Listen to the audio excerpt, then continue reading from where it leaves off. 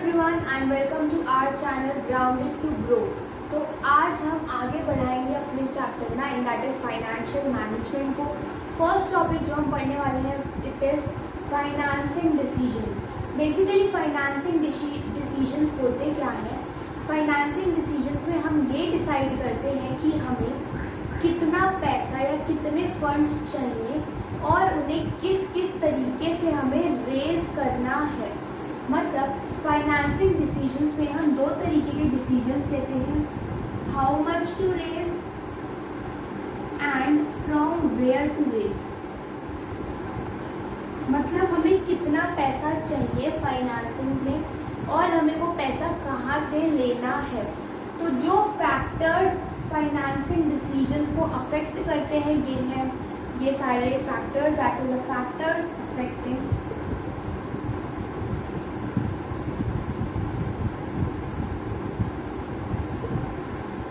Affecting financing decisions को मैंने उनके फर्स्ट लेटर के हिसाब से डिवाइड कर दिया है CFRS।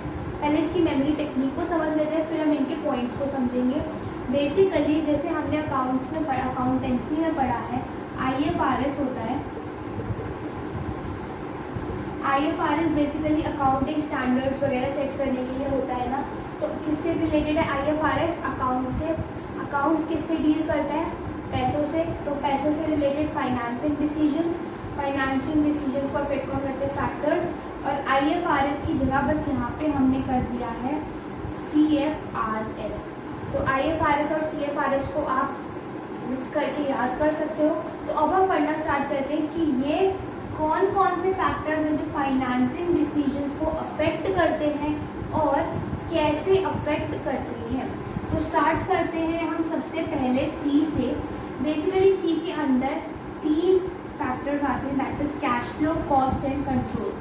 कैश फ्लो कैसे इफेक्ट करती है फाइनेंसिंग डिसीजंस को?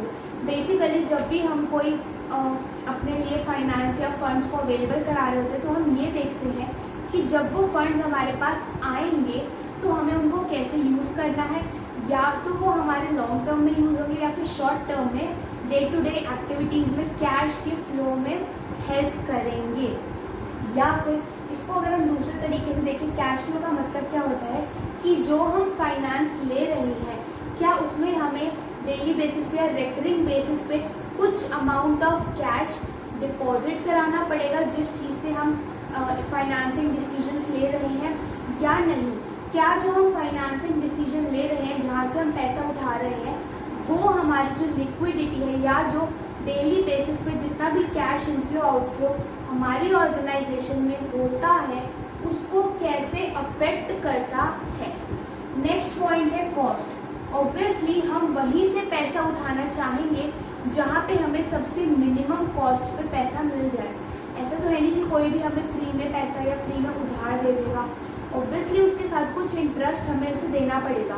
अगर एक इंडिविजुअल है वो हमें 10% कॉस्ट पे दे रहा है और जो दूसरा इंडिविजुअल है वो 9% पे हमें फंड्स देने को तैयार है, तो ऑब्वियसली कहाँ पे हमारी कॉस्ट कम लग रही है? 9% वाले के पास। तो हम किससे फंड्स लेंगे?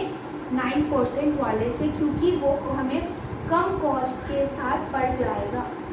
नेक्स्ट है कंट्रोल। कंट्रोल का मतलब होता है कि जहाँ से हम पैसा रेज कर रहे हैं उससे हमारी ऑर्गेनाइजेशन में जो मैनेजमेंट है या जो टॉप लेवल पे एम्प्लॉयज़ है या जो कंपनी के ओनर्स हैं उनके पास जो कंट्रोलिंग पावर्स हैं ऑर्गेनाइजेशन को कंट्रोल करने की, क्या वो डाइल्यूट हो जाएगा? इसको हमने पढ़ा है दो तरीके के हो सकते हैं, लाइक डेट, मतलब हमने बोरो कर लिया, या फिर इक्विटी। राइट, डेट वाले जो होते हैं उन्हें हम बोरोअर्स ऑफ द कंपनी कहते हैं और जो इक्विटी वाले होते हैं उन्हें हम ओनर्स ऑफ द कंपनी कहते हैं। ये हमने 11th क्लास में बिजनेस स्टडीज़ में पढ़ा हुआ है। डेट वाले जो होते हैं वो हमारी कंपनी में डिसीजंस नहीं ले सकते क्योंकि हम उन्हें आउटसाइडर्स ही ट्रीट करते हैं। लेकिन जो इक्विटी वाले होते हैं वो अगर ओनर्स ऑफ द कंपनी है तो उनका decision related to the company में पूरा हिस्सा होता है। तो अगर हम चाहते हैं कि हमारी जो कंपनी का कंट्रोल है वो सिर्फ जो हम अभी हैं उन्हीं के पास रहे, किसी और के हाथों में ना जाए, तो हम इक्विटी के साथ कभी नहीं जाएंगे। और अगर हमारे पास जो कंट्रोलिंग पावर्स है उनके डाइल्यूट होने से कोई फर्क नहीं पड़ता, तो हम डेट के साथ जा सकते हैं। तो ये थे सी से 3 points, that is cash flow, cost and control, जो फाइनेंसिंग डिसीजंस को अफेक्ट करते हैं, उनको लेने में इन फैक्टर्स को कंसीडर किया जाता है। अब नेक्स्ट है हमारा एफ से हमारे पास 2 पॉइंट्स है। फर्स्ट है फ्लोटेशन एंड सेकंड है फिक्स्ड ऑपरेटिंग कॉस्ट। फ्लोटेशन का मतलब क्या होता है कि वो कॉस्ट जो हमने उस फंड को रेज करने के लिए लगाई।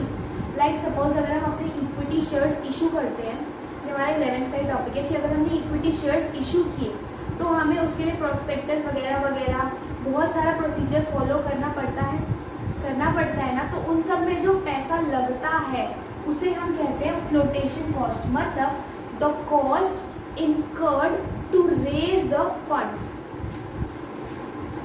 Cost incurred to raise funds, उसे हम कहते हैं फ्लोटेशन कॉस्ट। तो अगर हमारे पास 2 सोर्स हैं फंड्स रेज करने के, लेकिन एक सोर्स की जो फ्लोटेशन कॉस्ट है वो ज़्यादा है और दूसरे सोर्स की कम है, तो हम यही चाहेंगे कि जिस सोर्स की फ्लोटेशन कॉस्ट कम है हम उसके साथ जाएं, क्योंकि हम बेफालतू का कोई भी ऑर्गेनाइजेशन खर्चा नहीं करना चाहेगी। नेक्स्ट पॉइंट है fixed operating cost. Fixed operating cost का मतलब क्या होता है कि जहाँ से भी हमने फंड्स रेज किए हैं उस इंडिविजुअल को, उस ऑर्गेनाइजेशन को, उस इंस्टीट्यूशन को हमें एक फिक्स टाइम पीरियड के बाद इंटरवल्स पे या फिर कुछ इंटरवल्स ऑफ टाइम के बाद एक फिक्स अमाउंट तो पे करना ही करना पड़ता है। लाइक सपोज अगर हमने किसी इंडिविजुअल से बोरो की है मनी, तो वो ये कहता है कि मुझे आप मंथली इंटरेस्ट पे करो, मंथली इंटरेस्ट पे करो, नो मैटर कि आपके वो फंड्स कहाँ यूज़ हो रहे हैं या आपको उन फंड से रिटर्न आ भी रहा है या नहीं। जैसे कि हमने इसका एग्जांपल 11th क्लास में भी पढ़ा हुआ है कि लाइक सपोज हमने कोई प्रॉपर्टी रेंट पे ली, तो हमें उसका रेंट देना ही पड़ेगा, चाहे हम उस प्रॉपर्टी को यूज़ करें या ना करें। तो मतलब फिक्स्ड ऑपरेटिंग कॉस्ट का मतलब होता है कि हमें एक ऐसी कॉस्ट जो फिक्स है, जो हमें देनी ही देनी पड़ेगी, चाहे हम उस रिसोर्स को यूज़ करें या ना करें। तो वैसे ही फिक्स्ड ऑपरेटिंग कॉस्ट का मतलब क्या होता है कि जहाँ से हमने फंड्स रेज किए हैं हमें उसके लिए एक फिक्स्ड ऑपरेटिंग कॉस्ट देनी ही पड़ेगी, चाहे हम उन फंड्स को आइडल रखें या फिर किसी प्रोडक्टिव एक्टिविटी में यूज़ करें। अब फिक्स्ड ऑपरेटिंग कॉस्ट कैसे अफेक्ट करेगी फाइनेंसिंग डिसीजंस को? बेसिकली अगर कोई 2 ऑर्गेनाइजेशन है या 2 इंस्टीट्यूशन है, एक हमें 10,000 पर मंथ की फिक्स्ड ऑपरेटिंग कॉस्ट पे फंड्स देने को तैयार है और दूसरी 15,000 फिक्स्ड ऑपरेटिंग कॉस्ट मांग रही है, तो हम किसके साथ जाएंगे? ऑब्वियसली 10,000 वाली के साथ, क्योंकि उसकी फिक्स्ड ऑपरेटिंग कॉस्ट कंपैरेटिवली कम है। नेक्स्ट है रिस्क। बेसिकली हम क्या देखते हैं कि हम जो फंड्स रेज कर रहे हैं उसमें कितना रिस्क है, मतलब हमने जिस प्रोजेक्ट के लिए फंड्स रेज किए, अगर हमें लगता है कि जिस प्रोजेक्ट के लिए हमने फंड्स रेज किए वो जो प्रोजेक्ट है वो थोड़ा रिस्की नेचर है, मतलब हो सकता है कि हमारा पैसा डूब जाए या हो सकता है कि हमारा पैसा हमें डबल होके वापस मिले, तो हम चाहेंगे कि इस केस में हम इक्विटी के साथ जाएं, क्योंकि अगर हम इक्विटी के साथ गए और हमारा पैसा डूब भी गया तो भी हमें इतना लॉस नहीं होगा। लेकिन अगर हमें ये श्योर है 100 या 200% अब श्योर है कि अगर हम इस प्रोजेक्ट में अपने फंड्स लगाएंगे तो हमें पैसा डबल होके ही मिलेगा, तो अगर हमें इक्विटी नहीं है हमारे पास, अगर हमारे पास ऑप्शन सिर्फ डेट है, तो हम डेट के साथ भी चले जाएंगे, मतलब डेट के थ्रू भी फाइनेंस रेस कर लेंगे, क्योंकि हम 200% श्योर हैं कि हमारा जो पैसा है वो हमें वापस मिलेगा ही मिलेगा। तो मतलब अगर कोई ऐसा केस है जिसमें रिस्क कम है तो हम चाहेंगे कि हम डेट या इक्विटी में से किसी के साथ भी चले जाएं। लेकिन अगर ऐसा है कि हमें लग रहा है कि जो हम जहाँ से फंड रेस करेंगे वो फंड्स थोड़े रिस्की होंगे, मतलब तो हम इक्विटी के साथ जाना ही प्रेफर करेंगे। लास्ट है state of capital market. Basically इसका मतलब क्या होता है कि जहाँ से हम फंड रेस करना चाहते हैं वो कैपिटल मार्केट की सिचुएशन क्या है उसमें भी डिपेंड करती है। मतलब अगर सपोज जो शेयर मार्केट है उसमें हमारी कंपनी बूम पे चल रही है, मतलब हमारी कंपनी बहुत ग्रो कर रही है और सारे इन्वेस्टर्स हमारी कंपनी में इन्वेस्ट करना चाहते हैं, तो ऑब्वियसली अगर हम शेयर्स इशू करेंगे तो वो हैंड टू हैंड लोग उसे खरीद लेंगे और हमारे पास फंड्स अवेलेबल हो जाएंगे। लेकिन अगर ऐसी सिचुएशन है कि जो हमारी कंपनी है वो इतना ग्रो नहीं कर पा रही, उससे लॉसेस हो रहे हैं, तो अगर हम शेयर्स इशू करेंगे भी तो भी इन्वेस्टर्स इतने अट्रैक्ट नहीं होंगे हमारी कंपनी में शेयर्स लेने के लिए। तो तब हमें कुछ और मीन्स की तरफ या कुछ और तरीके ढूंढने होंगे अपने फंड्स को रेज करने के लिए। तो ये थे CFRS से factors affecting the financing decision. ये सारे फैक्टर्स होते हैं जिनको हम माइंड में रख के फाइनेंसिंग डिसीजंस लेते हैं।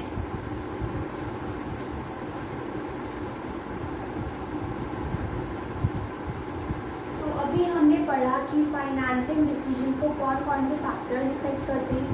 अब हम पढ़ेंगे डिविडेंड डिसीजंस के बारे में। बेसिकली डिविडेंड डिसीजंस का मतलब क्या होता है? It refers to the appropriate distribution of profit among dividend और रिटेन्ड अर्निंग्स। मतलब डिविडेंड डिसीजंस में हम ये डिसाइड करते हैं कि जो हमारी कंपनी के प्रॉफिट्स हैं, सारी कॉस्ट रिड्यूस करने के बाद जो P&L के प्रॉफिट आते हैं, उनको हमें कैसे डिस्ट्रीब्यूट करना है एज डिविडेंड और एज रिटेन्ड अर्निंग्स और a combination of both. Dividend का मतलब क्या होता है कि जो हम अपने शेयर होल्डर्स को उनके फंड्स पे रिटर्न या इंटरेस्ट के रूप में जो पैसा देते हैं उसे हम कहते हैं डिविडेंड। या फिर रिटेन्ड अर्निंग्स का मतलब कि पार्ट ऑफ प्रॉफिट जो हम किसी को नहीं देते बल्कि ऑर्गेनाइजेशन में ही रखते हैं ताकि हम उसे आगे ग्रोथ पर्पस या किसी और प्रोजेक्ट में उसे यूज़ कर सकें। तो डिविडेंड डिसीजन में हम ये डिसाइड करते हैं कि जो हमारे पास प्रॉफिट है उनको हमें डिविडेंड के तौर पे देना है या रिटेन्ड अर्निंग्स रखनी है या फिर दोनों का कोई कॉम्बिनेशन हमें यूज़ करना है। अब हम पढ़ेंगे कि डिविडेंड डिसीजंस को कौन कौन से फैक्टर्स अफेक्ट करते हैं।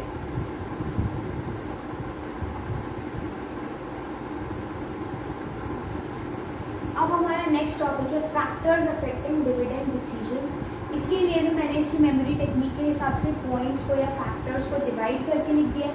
तो पहले हम इसकी मेमोरी टेक्निक देख लेते हैं। LPG से C8 बनेंगे, LPG से C8 बनेंगे मतलब LPG जैसे अच्छे इकोनॉमिक रिफॉर्म्स होते या फिर अच्छे डिसीजंस लेके हम C8 जैसी अच्छी कंपनी बन पाएंगे। मतलब हम डिविडेंड डिसीजन अगर अच्छे ले तो हम C8 जैसी बड़ी कंपनी बन पाएंगे। और ये जो इनकी न्यूमेरिक्स है इनको हम आगे सीधा पॉइंट्स के थ्रू डिस्कस करेंगे।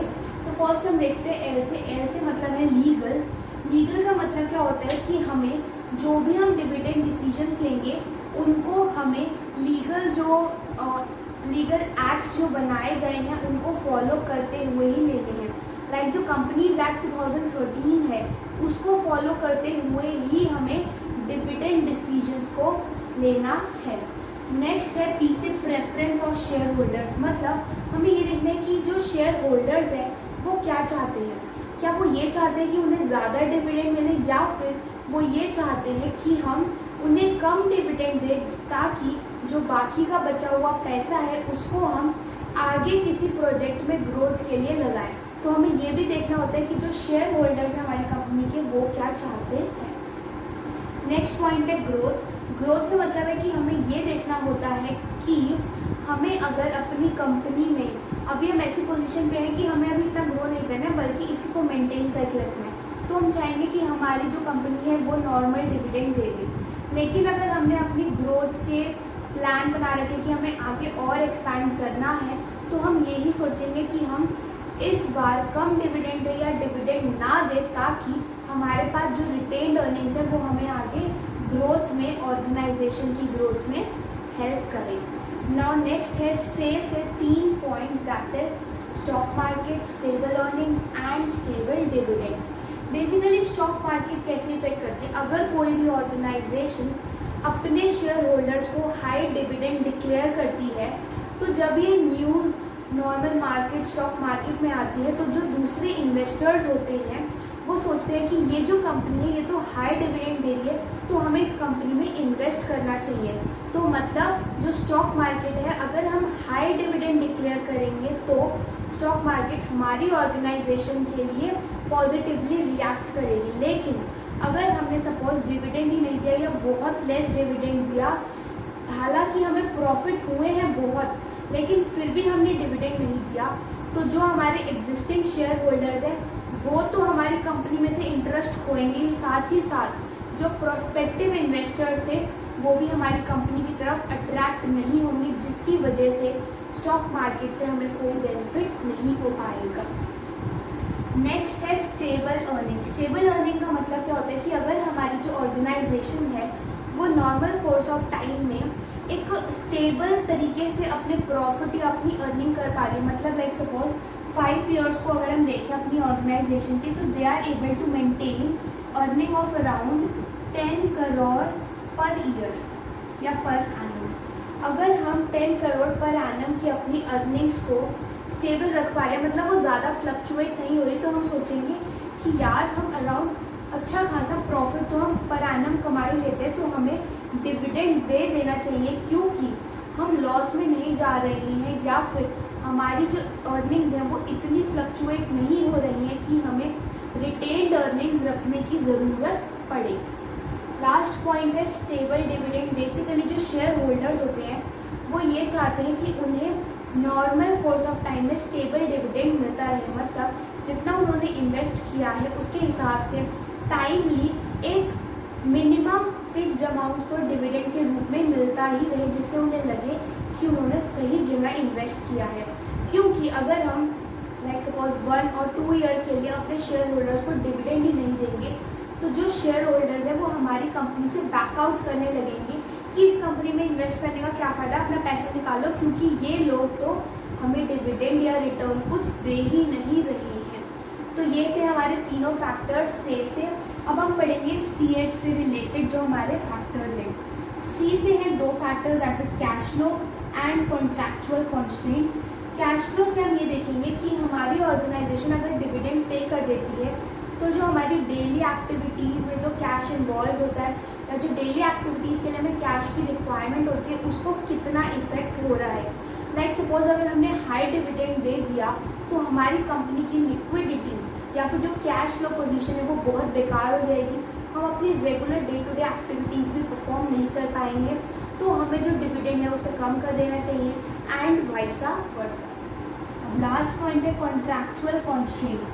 कॉन्ट्रैक्चुअल कॉन्स्ट्रेंट्स का मतलब क्या होता है कि अगर हमने किसी ऑर्गेनाइजेशन या इंस्टीट्यूशन के साथ कोई कॉन्ट्रैक्ट बनाया जिसमें कोई ऐसा क्लॉज है जो हमें चेक करना चाहिए हमेशा डिविडेंड देने से पहले। लाइक सपोज हमने एक बैंक के साथ कॉन्ट्रैक्ट लिया क्योंकि हमने उनसे फंड्स लिए थे कि आपको हमें 15%, आपको हमें 10% इंटरेस्ट तो देना ही है, लेकिन अगर आपको अपने जो कंपनी के शेयर होल्डर्स हैं उनको डिविडेंड देना है तो आपको हमें 11% इंटरेस्ट देना पड़ेगा। तो अगर हम चाहते हैं इस साल हमारी कंपनी का बहुत प्रॉफिट हुआ, तो हमने सोचा कि हमें शेयर होल्डर्स को डिविडेंड देना चाहिए ताकि वो भी मोटिवेट हो, क्योंकि हमारी कंपनी ने इस साल बहुत प्रॉफिट कमाया। तो अगर हमें डिविडेंड देना है तो हमें इस टाइम पे बैंक को जो कॉन्ट्रैक्चुअल कॉन्स्ट्रेंट या जो क्लॉज था, तो हमें उन्हें 10% नहीं बल्कि 11% इंटरेस्ट देना पड़ेगा ताकि हम अपने शेयर होल्डर्स को डिविडेंड दे सकें। नेक्स्ट है अर्निंग। ई से है अर्निंग, मतलब कि हमें डिविडेंड डिसीजन लेने से पहले ये देखना चाहिए कि हमारी कंपनी कितनी अर्निंग्स कर रही है। ऐसा ना हो कि हम डिविडेंड डिक्लेयर कर दें कि हाँ हम सबको डिविडेंड देंगे लेकिन हमारी कंपनी लॉसेस में चल रही हो।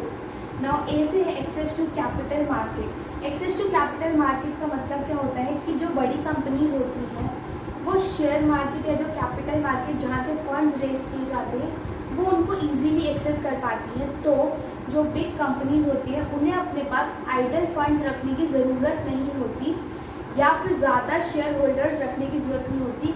जब भी उन्हें पैसा चाहिए वो कैपिटल मार्केट या स्टॉक मार्केट में जाते हैं, और वो जब शेयर्स इशू करते हैं या फिर डेट के लिए जाते हैं तो उन्हें ऑटोमेटिकली या बहुत जल्दी फंड्स अवेलेबल हो पाते हैं। तो अगर हमें बहुत जल्दी फंड्स अवेलेबल हो पाते हैं तो हमें इसको भी ध्यान में रखना चाहिए। लाइक सपोज हमारी ऑर्गेनाइजेशन बहुत अच्छी गुडविल है, तो हमारी कंपनी को जब भी फंड्स चाहिए होते हैं वो हमें आराम से मार्केट से मिल जाते हैं। तो हम क्यों चाहेंगे कि हम शेयर होल्डर्स बनाएं, उनको डिविडेंड दें, या फिर हम क्यों चाहेंगे कि हम रिटेन्ड अर्निंग्स रखें जब हमें जैसे ही पैसा चाहिए वैसे ही हमें मिल जाएगा कैपिटल मार्केट के थ्रू। या फिर अगर ऐसा है कि हमारी कोई छोटी कंपनी है और हमें कैपिटल मार्केट में मतलब इतनी जल्दी इन्वेस्टर्स नहीं मिलते हैं जो हमारी कंपनी में इन्वेस्ट करें, तो हमें अपने पास ग्रोथ के लिए या डेली एक्टिविटीज़ के लिए रिटेन्ड अर्निंग्स रखनी पड़ेंगी। लास्ट फैक्टर है टैक्स पॉलिसी। टैक्स पॉलिसी क्या होता है? बेसिकली हमने इसको 11th क्लास में भी पढ़ा था कि जो हम डेट पे या जो डिबेंचर्स पे जो इंटरेस्ट पे करते हैं वो टैक्स सेविंग होती है। मतलब डेट जो होते हैं वो टैक्स सेविंग होते हैं, राइट। तो अगर हमारा जो टैक्स है, टैक्स पॉलिसी में गवर्नमेंट ने टैक्स रेट इंक्रीज कर दिया तो हम ऑब्वियसली अगर हमने टैक्स रेट इंक्रीज कर दिया तो जो हमारे डिविडेंड या शेयर होल्डर्स हैं उन पे इसका ऑपोजिट इफेक्ट पड़ेगा। तो ये सारे थे फैक्टर्स जो हमने पढ़े which affect dividend decision, that is LPG से C8 बनेंगे, और ये सारे उनके पॉइंट्स हमने डिस्कस किए।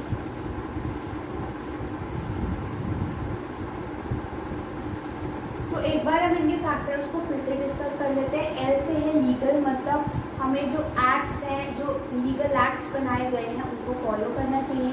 P से है प्रेफरेंस ऑफ शेयर होल्डर, मतलब हमें देखना चाहिए कि शेयर होल्डर्स क्या चाहते हैं। G से है ग्रोथ, मतलब हमें अपने ग्रोथ के प्रोस्पेक्टिव्स को भी माइंड में रख के डिविडेंड डिसीजंस लेने चाहिए। से हमने 3 पॉइंट्स पढ़े, stock market, stable earning, stable dividend. फिर हमने C से पढ़ा कैश फ्लो, मतलब हमारी डेली एक्टिविटीज़ को कितना इफेक्ट करेंगे डिविडेंड डिसीजंस। नेक्स्ट हमने पढ़ा कॉन्ट्रैक्चुअल कॉन्स्ट्रेंट्स, मतलब डिविडेंड को देने से पहले हमें अपने सारे जो क्लॉजेज हैं कॉन्ट्रैक्ट्स के उनको देखना चाहिए कि कोई भी डिविडेंड को जब हम दे रहे तो कोई वॉयलेट ना हो। इसे अर्निंग, मतलब हमारी अर्निंग होनी चाहिए तभी हम डिविडेंड दे पाएंगे, वरना हम लॉसेस में डिविडेंड नहीं दे पाएंगे। ए से था एक्सेस टू कैपिटल मार्केट, मतलब जिस कंपनी के पास कैपिटल मार्केट का बहुत इजीली एक्सेस है वो रिटेन्ड अर्निंग्स कम रखती है। और टी से था टैक्स पॉलिसी, मतलब अगर डिविडेंड पे हायर टैक्स है तो हम यही सोचेंगे कि हम डिविडेंड कम दें ताकि हमारी जो कंपनी की अर्निंग्स है वो गवर्नमेंट के हाथों में कम जाए। मतलब अगर डिविडेंड टैक्स डिविडेंड ज़्यादा है तो हम डिविडेंड कम देंगे। मतलब कि अगर हमारी जो कंपनी है उसके मतलब जो गवर्नमेंट ने पॉलिसी बनाई है उसका मतलब ये है कि टैक्स डिविडेंड, जो डिविडेंड पे टैक्स लगेगा वो ज़्यादा है परसेंटेज में, तो हम सोचेंगे कि हम डिविडेंड कम दें। इससे बेटर है कि हम अपने पास रिटेन्ड अर्निंग्स रख लें, मतलब कि गवर्नमेंट को देने से अच्छा हम अपने पास रिटेन्ड अर्निंग्स ही रख लें ताकि हमारे कंपनी का ही प्रॉफिट हो and vice versa of this situation.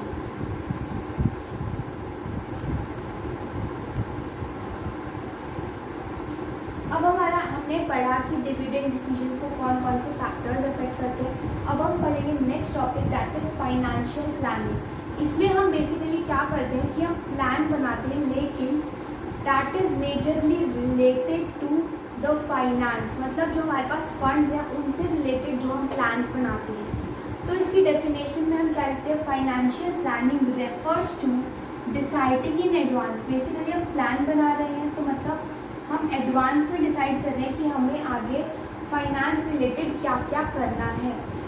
Financial planning refers to deciding in advance what to spend, how to spend and how much to spend, मतलब कि हमें किस रिसोर्स को यूज़ करके स्पेंड करना है। मतलब लाइक सपोज हमारे पास 3 तरीके के फंड्स थे, एक था डेट के थ्रू, एक था रिटेन्ड अर्निंग्स के थ्रू एंड एक था इक्विटी के थ्रू। तो फर्स्ट में हमें ये डिसाइड करना है कि हमें व्हाट टू स्पेंड मतलब कौन से वाले में से स्पेंड करना है, हाउ टू स्पेंड मतलब किस तरीके के प्रोजेक्ट पे या किस तरीके के रिसोर्स के लिए स्पेंड करना है, फिक्स्ड एसेट के लिए, करंट एसेट के लिए या किसी और के लिए, and how much to spend मतलब कितना स्पेंड करना है। तो फाइनेंशियल प्लानिंग की डिफिनेशन अगर हमें लिखनी है तो ये लिखेंगे, it refers to deciding in advance that what to spend, how to spend and how much to spend. Okay, तो ये थी हमारी फाइनेंशियल प्लानिंग की डेफिनेशन। तो अब जो हमारे दो नेक्स्ट टॉपिक्स हैं which are a part of financial planning, वो है कि फाइनेंशियल प्लानिंग का प्रोसेस क्या होता है एंड ऑब्जेक्टिव्स क्या होते हैं फाइनेंशियल प्लानिंग के, मतलब क्या अचीव करने के लिए फाइनेंशियल प्लानिंग की जाती है। तो पहले हम प्रोसेस देखते हैं। बेसिकली फाइनेंशियल प्लानिंग में हम क्या करते हैं, सबसे पहले हम ये डिटरमाइन करते हैं कि हमें कितनी कैपिटल की रिक्वायरमेंट होगी। ऑब्वियसली हम ये डिसाइडिंग इन एडवांस कर रहे हैं, मतलब आगे के लिए प्लान बना रहे हैं, तो हम ये प्रिडिक्ट या फोरकास्ट करते हैं कि हमें कितने कैपिटल की रिक्वायरमेंट पड़ सकती है, कितने फंड्स की हमें रिक्वायरमेंट पड़ सकती है। नेक्स्ट पॉइंट पे हम ये आते हैं कि decide how to raise these funds, मतलब अब हमने ये तो देख लिया कि हमें कितने पैसे की रिक्वायरमेंट होगी, अब हमें ये देखना है कि हमें उस पैसे को कहाँ से रेज करना है, डेट के थ्रू, इक्विटी के थ्रू, रिटेन्ड अर्निंग से, या फिर तीनों के कॉम्बिनेशन से, या किसी दो के कॉम्बिनेशन से। लास्ट आता है इन्वेस्टिंग डिसीजन। अब हमने ये तो देख लिया कि हमें कितना पैसा चाहिए था, हमने उस पैसे को रेज भी कर लिया। अब हमने वो पैसा रेज किस लिए किया होगा, ऑब्वियसली कहीं इन्वेस्ट करने के लिए। तो अब हमें ये भी चेक करना है कि जो पैसा हमने रेज किया है उसको हम कहाँ पे इन्वेस्ट करें। इन्वेस्टिंग डिसीजन में ये डिसाइड करना कि जो हमने पैसा रेज किया है उसको हमें कहाँ इन्वेस्ट करना है। तो ये जो तीनों चीज़ें हैं ये आती है फाइनेंशियल प्लानिंग के प्रोसेस के अंडर। नेक्स्ट टॉपिक है हमारा ऑब्जेक्टिव्स, मतलब फाइनेंशियल प्लानिंग से क्या अचीव करने के लिए होता है। फर्स्ट है ensure fund availability whenever required, मतलब हमने इसमें देखा कि हम फोरकास्ट करते हैं कि हमें कितने फंड्स की रिक्वायरमेंट हो सकती है। तो फाइनेंशियल प्लानिंग का काम क्या होता है कि वो ये देखे कि जब भी ऑर्गेनाइजेशन को फंड्स की ज़रूरत हो तो ऑर्गेनाइजेशन के पास उतने फंड होने चाहिए। कभी भी ऐसा ना हो कि ऑर्गेनाइजेशन के पास फंड ना हो, ये हम देखते हैं फाइनेंशियल प्लानिंग ये चेक रखती है। एंड सेकंड है कि ensure the funds are not idle और यूज्ड अननेसेसरीली, मतलब कि हमें फाइनेंशियल प्लानिंग के थ्रू ये भी चेक करना है कि जो फंड्स हमारे पास हैं वो आइडल ना रहे, मतलब बेकार ना पड़े रहे, उन्हें किसी प्रोडक्टिव काम में यूज़ करते हमें रहना चाहिए। तो ये था प्रोसेस एंड ऑब्जेक्टिव्स। अब हम पढ़ेंगे कि फाइनेंशियल प्लानिंग इम्पॉर्टेंट क्यों है, and after that we will end today's class.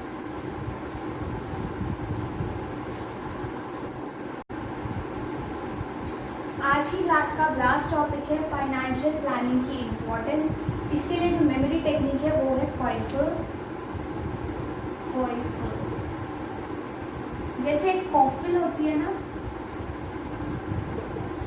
जो थॉट की बेटरमेंट में हेल्प करती है, वैसे ही कंपनी का जो थॉट है, इसको मैंने फाइनेंशियल प्लानिंग को बोला है कि कंपनी को हेल्प करती है बेटरमेंट में कॉइफल।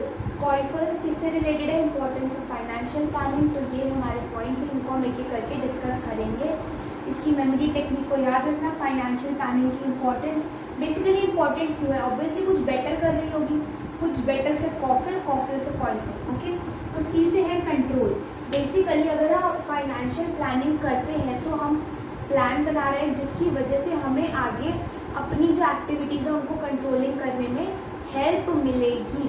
ओके, नाउ सेकंड है ओ। ओ से है 2 point, optimum utilisation of funds. Optimum utilisation of funds का नॉर्मल मतलब क्या है कि हम फाइनेंशियल प्लानिंग कर ही किस लिए रहे हैं, ताकि जो हमारे पास फंड्स हैं वो अननेसेसरीली कहीं भी यूज़ ना हो एंड उनका एप्रोप्रिएट या ऑप्टिमम यूटिलाइजेशन हो पाए। नेक्स्ट है helping operational activities. Basically financial planning सिर्फ इन्वेस्टिंग रिलेटेड डिसीजंस में ही हेल्प लेने में मदद नहीं करता, बल्कि जो डे टू डे की एक्टिविटीज़ के डिसीजंस हैं, ऑपरेशनल एक्टिविटीज़, जो ऑपरेटिंग एक्टिविटीज़ है एक कंपनी की, उनके डिसीजंस लेने में भी हेल्प करती है फाइनेंशियल प्लानिंग। तो यहाँ पे ऑप्टिमम यूटिलाइजेशन ऑफ फंड्स, और यहाँ पे मैंने ये जो ओ है इससे इसको इसके अंडर कैटेगराइज किया, help in operational activities. Now I से है इन्वेस्ट इन राइट प्रोजेक्ट। अब बेसिकली फाइनेंशियल प्लानिंग के प्रोसेस में हमने देखा कि हमें ये देखना होता है कि हमें कितनी कैपिटल की रिक्वायरमेंट है, फिर हमें उसे रेस करना होता है, और फिर हमें ये देखना होता है कि कौन सा प्रोजेक्ट बेस्ट रहेगा जिसमें हम जब अपने फंड्स को इन्वेस्ट करेंगे तो हमें मैक्सिमम बेनिफिट मिलेगा।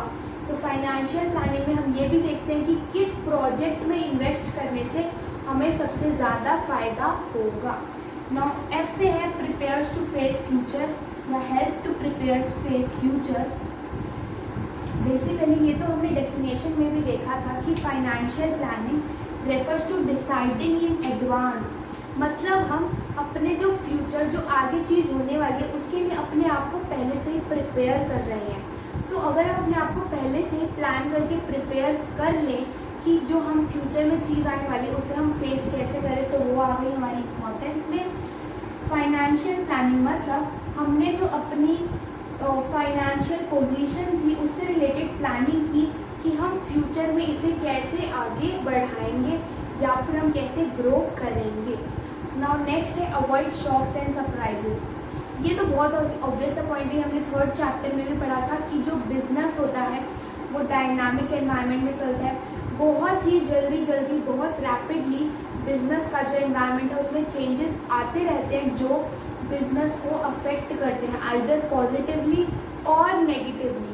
तो अगर हम फाइनेंशियल प्लानिंग करें कि हम ये पहले से ही प्लान कर लें और प्रिडिक्ट करके कि आगे क्या क्या चेंजेस आ सकते हैं एनवायरनमेंट से, जिससे हमारी ऑर्गेनाइजेशन को क्या क्या इफ़ेक्ट हो सकता है। क्या पता एक ऑर्गेनाइजेशन में प्रिडिक्ट कर ले कि अभी तो हमारी पोजीशन अच्छी है, शेयर होल्डर हमें मिल रहे हैं, लेकिन आगे हमारी आने वाले टाइम में सिचुएशन वर्स होगी जिसकी वजह से हमें शेयर होल्डर्स नहीं मिलेंगे। तो हमें उस टाइम के लिए अभी से प्रिपेयर होके अपने पास फंड्स को अवेलेबल रखना होगा ताकि हम आगे आने वाले टाइम में भी उनको यूज़ कर सकें। तो ये होता है financial planning helps to avoid the shocks and surprises. Shocks मतलब जो कंपनी के लिए नेगेटिवली इफेक्ट करेंगे, एंड सरप्राइजेज जो कंपनी को पॉजिटिवली अफेक्ट कर सकते हैं। नाउ लास्ट है ऐसे link between investing and financing. ये तो हमने प्रोसेस में भी पढ़ा कि हम फाइनेंसिंग डिसीजंस कैसे लेते हैं। पहले हम डिसाइड करते हैं कि हमें कितने पैसे चाहिए, फिर हम ये डिसाइड करते हैं कि हमें कैसे वो रेज करना है, और फिर हम डिसाइड करते हैं कि हमें उस पैसे को जो हमने फाइनेंसिंग डिसीजंस लेके रेज किया है उसे इन्वेस्टिंग डिसीजन में कैसे यूटिलाइज करना है। तो फाइनेंशियल प्लानिंग की वजह से इन्वेस्टिंग और फाइनेंसिंग डिसीजन जो है उनके बीच में एक लिंक मेंटेन हो पाता है। तो ये थी importance of financial planning, that is कोइफल। इसी के साथ हम आज की क्लास एंड करते हैं। Do like our video and subscribe to our channel grounded to grow. Thank you.